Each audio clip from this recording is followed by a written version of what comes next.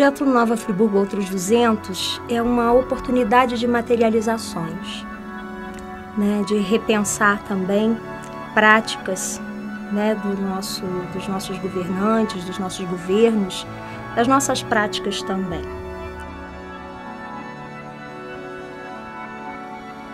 O livro Nova Friburgo Outros 200 é uma reunião de profissionais que se dispuseram a refletir e a propor sobre Nova Friburgo, a pensar sobre as pessoas, sobre os governos, sobre as políticas públicas no município. São profissionais das mais diferentes áreas, das mais distintas tendências, que se dispuseram a refletir, a pensar e a sonhar com uma Nova Friburgo para além desses 200 anos.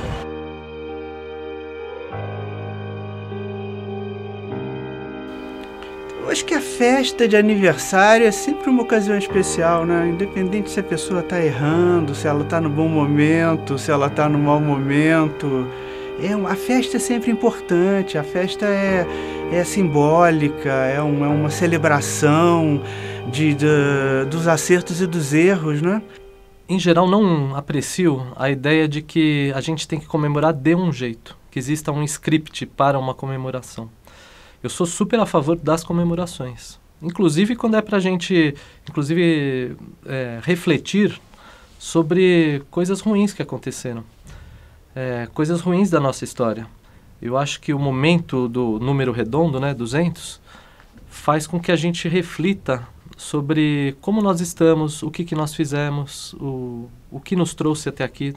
Faz a gente refletir toda uma jornada. E isso é oportuno. É uma data histórica, claro, é um bom período, uma boa caminhada. Agora, a prioridade para esse momento deveria ter sido uma prioridade crítica. Não crítica no sentido de falar que Friburgo é uma cidade ruim, ou que está tudo errado, ou que crítica no sentido negativo, necessariamente ruim, mas crítica de reflexão sobre como fazer uma cidade melhor. A gente tem que fazer, de fato, uma grande reflexão, uma análise ampliada, né? Eu digo bem profunda, de todo esse tempo, desses 200 anos, desde a sua origem, da origem da cidade, lá na época da colonização, até os dias de hoje. Eu tive uma participação na comemoração oficial dos 200 anos, né? Oficial porque eu digo que teve a prefeitura, né, na coordenação de um comitê, né, que foi formado. Eu não tive coragem de participar dessa comemoração. Penso que o prefeito da cidade, como administrador, deveria ter presenteado a população friburguense com um hospital de qualidade, para fazer com que o friburguense se sentisse digno. A cidade real, que é aquela que a gente vive, né? Eu sempre falo o seguinte, que na cidade que abriga a gente, ela obriga a certas coisas. E uma delas é a reflexão sobre a própria cidade. Coisa que o governo municipal, na sua ideia de só fazer a comemoração em relação à historiografia oficial, que foram os suíços, né, que fundaram, que fizeram a cidade, que construíram, mas a cidade foi construída por várias mãos, né, várias pessoas.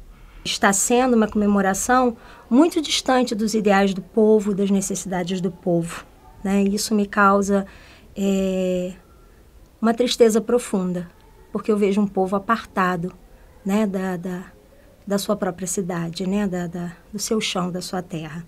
Primeiro, porque não envolveram de forma substancial e profunda a população de uma forma geral, né? Segundo, que tentou-se impor uma visão de cidade, na minha opinião, torta e eivada de uma ideologia da Suíça brasileira, por exemplo, da qual eu discordo. Um espaço de aprendizagem onde a população pudesse se apropriar dessa festa em todos os locais de Nova Friburgo, né? Se apropriar da forma simplória, mas se apropriar disso. E não ficar apenas no plano da superestrutura do poder. a data em si, ela é importante. Eu acho que essas datas marcam, elas são importantes para que você comece a conversar sobre determinados temas, para que você reveja coisas que já foram feitas e para que você possa criar possibilidades de avanço. Eu não vejo que isso tenha sido construído dessa forma, eu não sinto isso. Para mim, os 200 anos de Nova Friburgo se direcionaram para a comemoração do dia e se encerraram ali. Eu acho que os 200 anos, de fato, foram uma oportunidade para a gente celebrar, sabe? Desde 2011, a gente se afundou no mar de lama, não só essa que escorreu aí dos morros de Friburgo, mas principalmente da lama que foi produzida pela tragédia administrativa. E isso colocou a população de Friburgo, que é muito resiliente, mas colocou numa situação de uma tristeza, de uma certa tristeza na cidade, que ela precisou de um tempo, inclusive, para viver aquele momento, viver aquilo que a gente convencionalmente chamou de tragédia climática.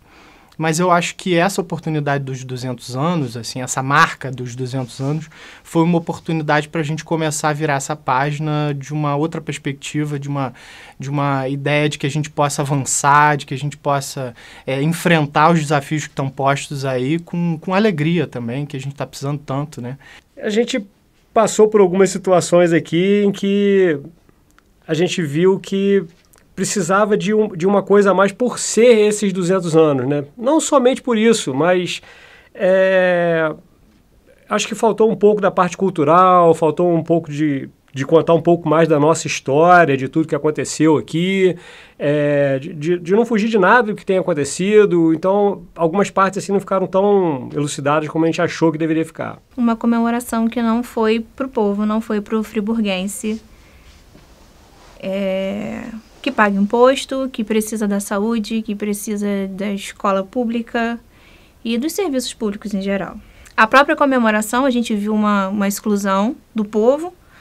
O prefeito, ele se isolou num palanque com os convidados, mas o povo mesmo continua excluído e à mercê do governo que exclui e que não olha para quem precisa.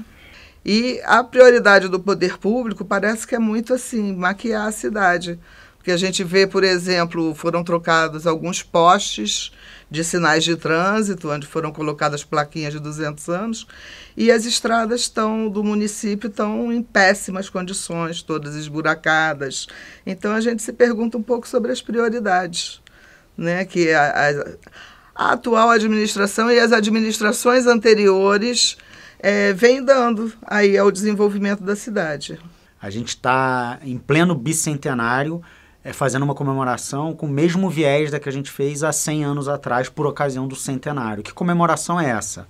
É uma comemoração que pretende estabelecer um vínculo simbólico, imaginário e completamente artificioso com a ideia de que Friburgo seria uma Suíça brasileira.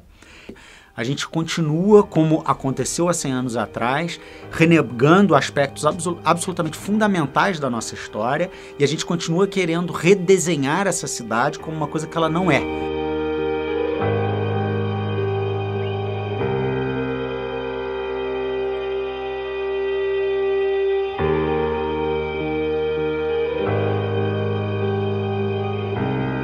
A celebração do bicentenário pode ser uma oportunidade de nós nos redescobrirmos como cidade, uma chance de nós nos reinventarmos como sociedade.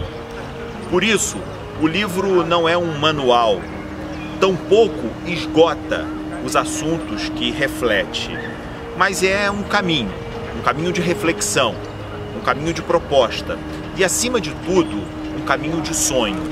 Homens, mulheres que pisam o chão dessa cidade, pensam sobre a cidade e se dispuseram a falar sobre ela e a contribuir a médio prazo e a longo prazo também.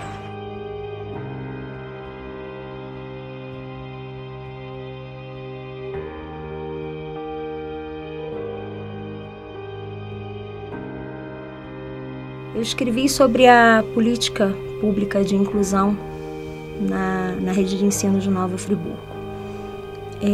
Por que eu optei por escrever. Além de ser minha área de trabalho, de estudo e pesquisa, minha área de especialização, é a área onde eu também me encontro como pessoa, como ser humano, eu me identifico, e que me faz entender e perceber o mundo de uma forma muito diferente, muito mais sensível, muito mais ampla, que me faz entender que o mundo é um lugar para todos.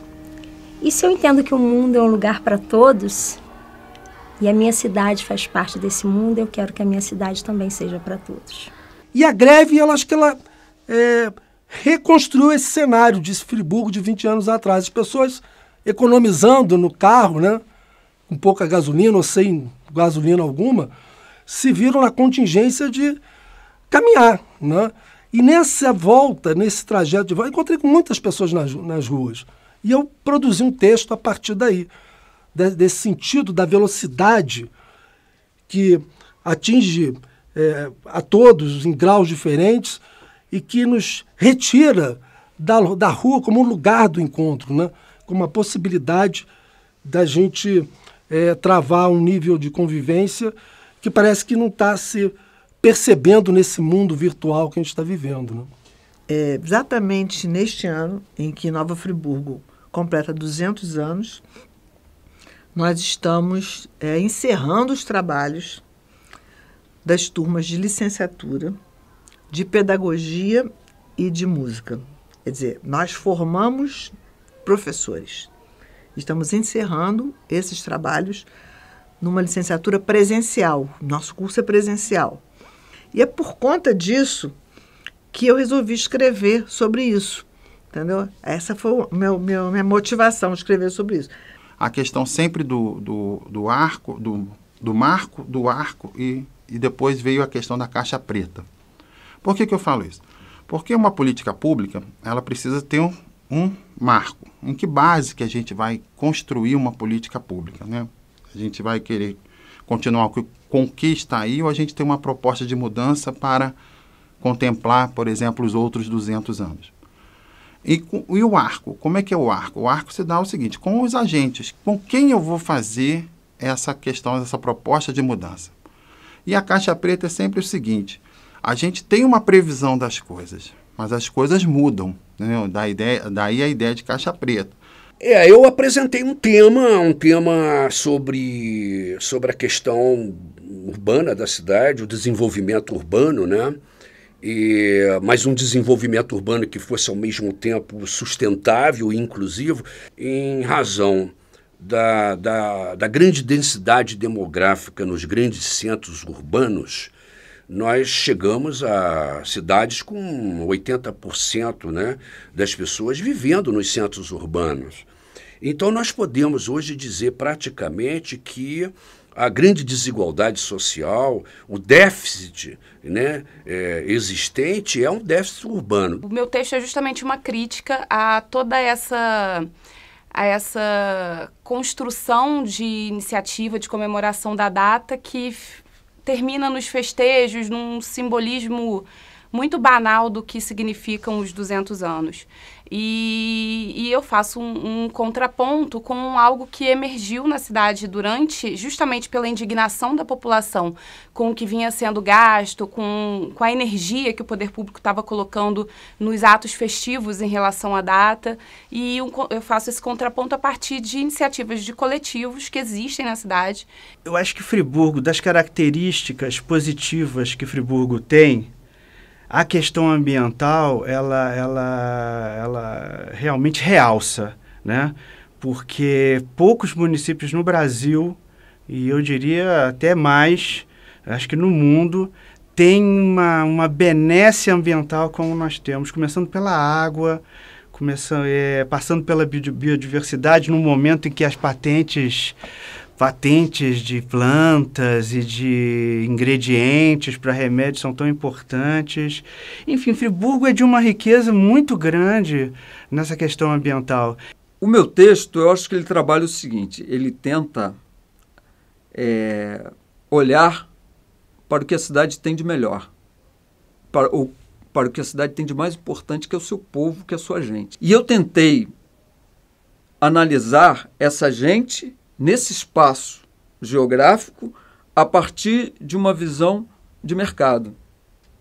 Infelizmente, a visão que predomina em Friburgo e em todas as cidades brasileiras é uma visão do cidadão cliente. A nossa cidade e as cidades brasileiras, dentro da lógica capitalista, neoliberal, predominante no mundo hoje, é uma cidade que se organiza não em função das pessoas, mas em função do mercado e do lucro. Eu tive a oportunidade de visitar justamente aquilo que a gente estava conversando no nosso grupo de WhatsApp, visitar a realidade de Nova Friburgo. E aí eu não vi a tal da Suíça brasileira, com casas no estilo arquitetônico europeu, um padrão de vida assim idealizado, né? Que talvez todos queiramos nos sentir como se estivéssemos nesse local, mas se sentir um europeu sem o lastro de uma história é muito artificial. E aí eu fui em casas extremamente simples, mas também fui em casas simples que estavam limpíssimas, que estavam bem cuidadas, que existia alma atrás dessas casas. Então, esses meus textos, na realidade, eles se calcam em alguns estudos que eu vinha fazendo. Um desses estudos é o estudo do território de Friburgo, que é uma coisa que não se fala muito. Uma reflexão interessante, né? Que parte dos suíços empreendedores saíram do núcleo de Friburgo e foram para as áreas rurais de Friburgo desenvolver atividades rurais. Então, hoje, toda essa atividade rural, como o início da criação de gado de raça no Brasil, se deve fundamentalmente a essas ações dos suíços e dos friburguenses naquela época, no grande território de Friburgo, que ia até o Rio Paraíba. E a outra temática que eu escrevi, né, sobre os lagos suspensos da Mata Atlântica, na realidade é uma visão poética, né, mas de uma coisa muito séria mesmo, porque nós detemos aqui em Friburgo este recurso. E lá embaixo existe a Associação dos Municípios Produtores de Petróleo, do qual Macaé se orgulha de ser o presidente. E aqui em cima nós não temos a Associação dos Municípios Produtores de Água, o que é uma pena. Meu artigo ele fala sobre a causa animal em Nova Friburgo, propostas para além dos 200 anos. Eu escrevi com uma grande amiga e protetora também, a Eponine Bon. A gente descreveu um pouco como é a proteção em Nova Friburgo hoje, que ela é feita exclusivamente por protetores independentes.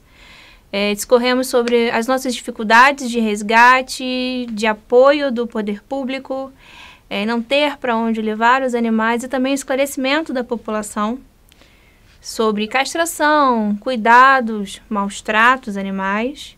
Bom, o meu texto é sobre a luta antimanicomial em Friburgo.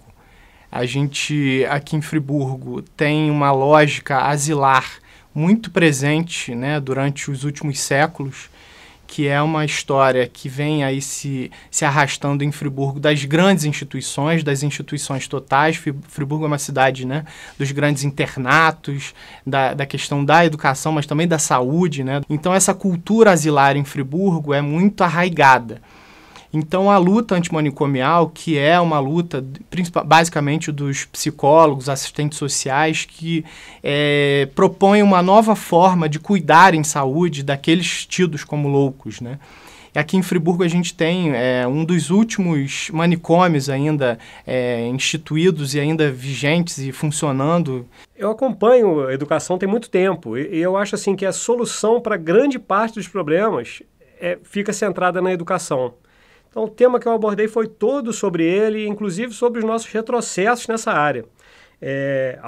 Voltando à história, né, a gente, ao poder estudar esses 200 anos, né, você entender tudo que foi feito e aonde a gente está parado nesse momento, inclusive com alguns retrocessos, é uma coisa que incomoda não só a mim, como as pessoas que lidam nessa área, né? Então, eu poder ter a oportunidade de falar um pouco disso, para mim, foi um diferencial. Eu trabalho bastante o tema da conservação das águas e das florestas. E a cidadania, o papel do cidadão relacionado a essa conservação. A gente tem esse momento político que a gente vive é um momento de crise da democracia representativa. E eu acredito pessoalmente como um dos caminhos para a gente construir aí uma sociedade melhor é a democracia participativa. E a conservação das águas, das florestas, né, é essencial para a própria sobrevivência da humanidade no planeta. E é uma questão de cidadania, né? E a gente pode participar disso em alguns fóruns. A realidade friburguense ela é composta de uma periferia com graves problemas sociais, sobre a forma como a gente vê Friburgo e a forma como a gente vive Friburgo. Acho que a gente vê Friburgo, né, de uma forma média, assim, o cidadão médio, o ambiente médio, o simbólico, vê Friburgo de uma forma idealizada, e isso reflete na prática que nós temos com a cidade. Quando a gente idealiza a cidade, a gente, na prática social, também põe para fora uma questão idealizada. E isso, para mim, aparece, por exemplo, na minha tese, de que a gente subestima as questões sociais de Friburgo. As questões periféricas, das periferias, dos morros, lugares onde as pessoas não têm saneamento, não têm emprego, não têm transporte, não têm acesso à escola, tem problema com tráfico de droga, com todas as dificuldades que acontecem em grandes cidades, em grandes periferias, nós temos aqui. Quando a gente tem uma visão idealizada da cidade, essa coisa do paraíso capitalista, ou de uma grande classe média, de uma cidade suíça, europeia, a gente, na prática, menospreza a ação social para reverter isso. Então, o meu texto, ele é sobre... Ele faz um pouco um diálogo com esse Estado pós-democrático que o Brasil vive nesse momento e o que isso tem a ver com a realidade friburguense. Como eu dizia aqui anteriormente, Friburgo é uma cidade que experimenta um déficit democrático absolutamente sério. Esse déficit democrático tem a ver com várias coisas. Uma das quais é o fato de que Friburgo não tem segundo turno, de tal forma que a gente elegeu um prefeito com menos de 20% dos votos. O prefeito é legítimo, o prefeito é legal, eu não estou questionando a presença dele no palácio, né? É tudo ok, está tudo certo. A questão é que é um prefeito com baixíssima densidade democrática. E veja, isso é um cenário que poderia ser revertido, né? Desde que você tivesse instâncias qualificadas de participação popular. Não há nada prioristicamente, não há nada contra um prefeito que, dentro dos marcos da legalidade, se elege com menos de 20% dos votos. Essa não é a questão central desse problema. A questão central desse problema é que, além de você ter um prefeito com um baixíssimo nível de apoio, de sufrágio popular, você tem práticas que são antidemocráticas, né? Você tem práticas que não privilegiam os canais de participação popular.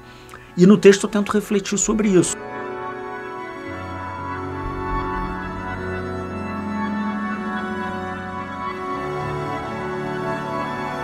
Há textos sobre saúde, textos sobre educação, textos que falam sobre cidadania e participação política da população, textos que tratam do cotidiano da cidade, até reflexões do olhar do estrangeiro, de quem vem de fora, chega por aqui e constrói sua vida nas ruas dessa cidade.